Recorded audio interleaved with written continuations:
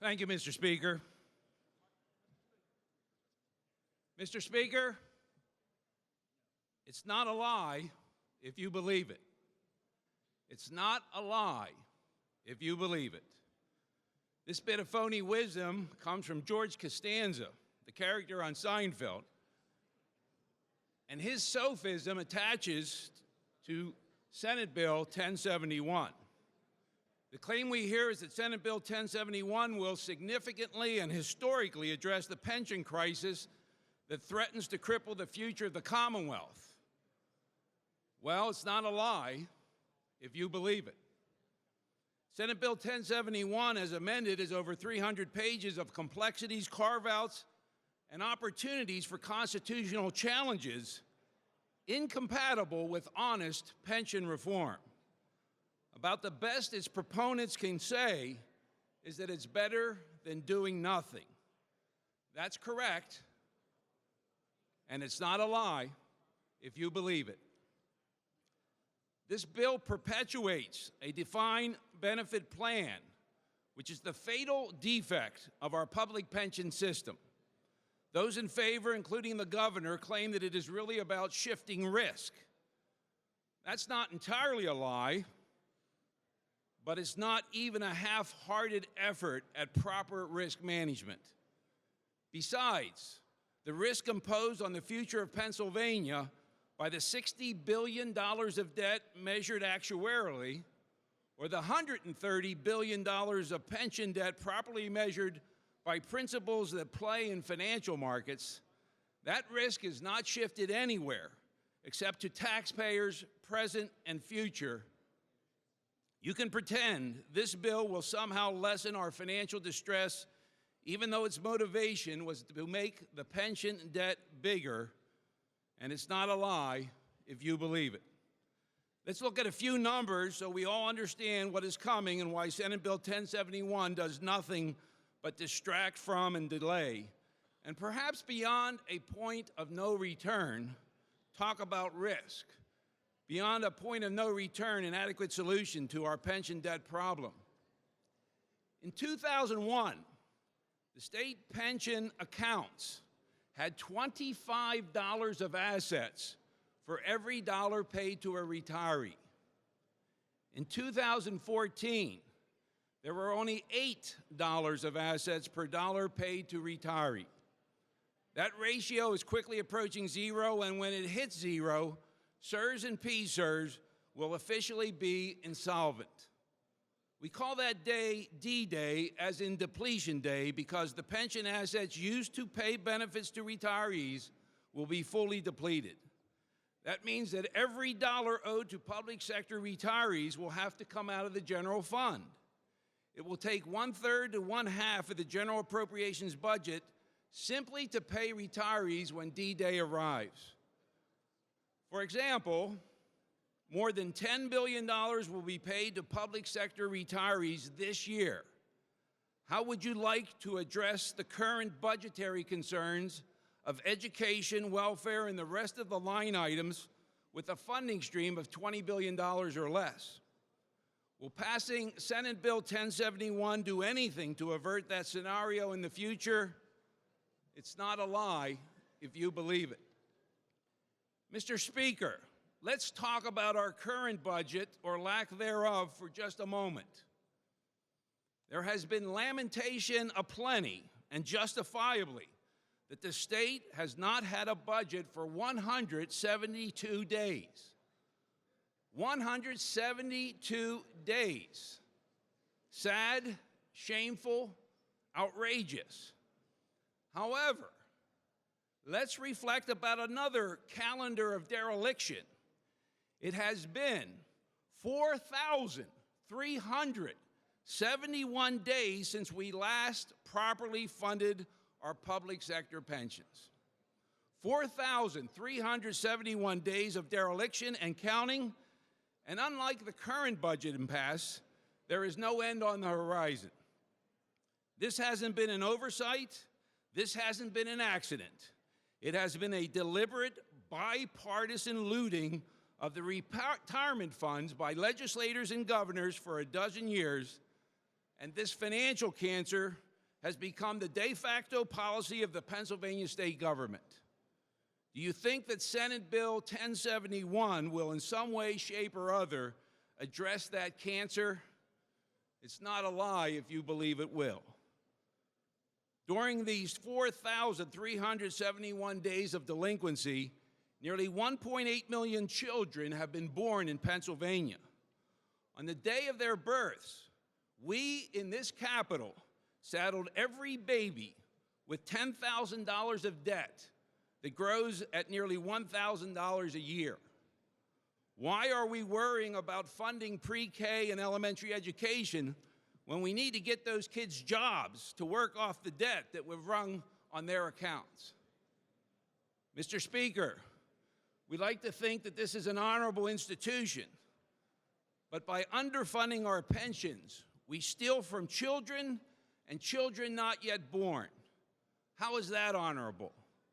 We do this because we in elected office are addicts whose drug of choice is public debt, even the kind forbidden by our Constitution.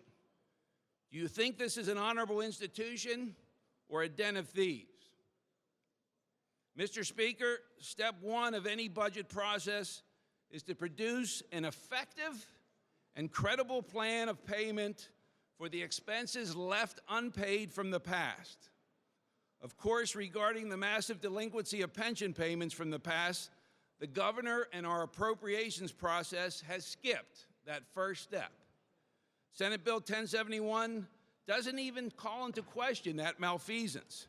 In fact, as originally written, it was intended to bypass the mandatory review process and make the delinquent pension payments worse. The era of pension funding begins with the statute that we pass that defines what a full pension payment is. We can and do legislate whatever we want, but the full pension payment defined in Act 120 will only work in the world of make-believe. There are economic verities and an objective world that our legislation does not come close to tracking. Senate Bill 1071 is structured to conform to our willful delusion. Whether or not this legislation passes, the pension debt problem will continue to get worse. So while we're at it, we might as well pass legislation to outlaw credit downgrades because more are coming our way. And that law wouldn't be a lie if you believe it. Our pension debt, which this bill deliberately does not address, and quite frankly, I think was meant to distract from dealing with that problem, is imposing enormous costs on the Commonwealth. Just the interest on the pension debts of CSRS and PSRS is nearly $4.5 billion a year. That's the equivalent of full salary and benefits for an entire year for 60,000 teachers. In economics, that's called an opportunity cost, and a pretty staggering one. Here's another cost. Every family of four in Pennsylvania is stuck with $40,000 of pension debt right now. If a family of four moves out of the state, they immediately get $40,000 of debt forgiveness. Any family of four outside of Pennsylvania who would consider moving here would get hit with $40,000 of debt for services they never received. Which way do you think the migration is going to go? You could claim we will have a happy and prosperous future in our Commonwealth, and it's not a lie if you believe it. I came across last spring one particularly poignant example of what is already happening to our state's future. I was at an event that featured an accomplished young man who was a high school senior, yet already a gentleman. After the event, I was chatting with him and asked what his future plans were. He told me he was going to Penn State and was going to be an education major because his dream vocation was teaching. I could certainly relate, since I had the same dream when I was in high school and turned it into a 40-year career in education. However, I had to ask him if he understood the low probability of getting a teaching job in Pennsylvania. His reply was arresting. He absolutely understood the situation, and he recited a dozen states where he would have an excellent chance of becoming a teacher. Now think of that. This young man, one of the best and brightest in our state, has already written Pennsylvania out of his future so he can help develop the future of some other state. Our pension woes are helping to make young people the #1 export of our state, and the better educated and more talented they are, the more likely they are to leave.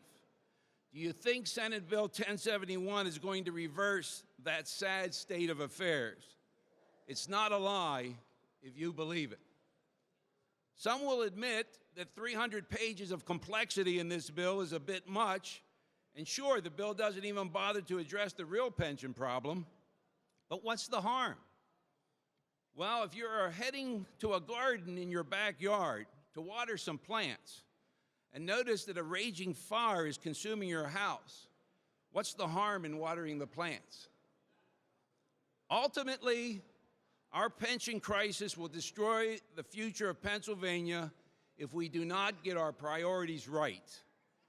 You can think that addressing retirement plans for future employees who don't even exist yet should get priority over effectively dealing with the costs from the past and present. And it's not a lie if you are foolish enough to believe that. Sadly, our foolishness in this Capitol wreaks massive harm now and into the distant future on taxpayers who depend on us to get our priorities and our policies right. If anyone thinks we're doing that with Senate Bill 1071, well, it's not a lie if you believe it.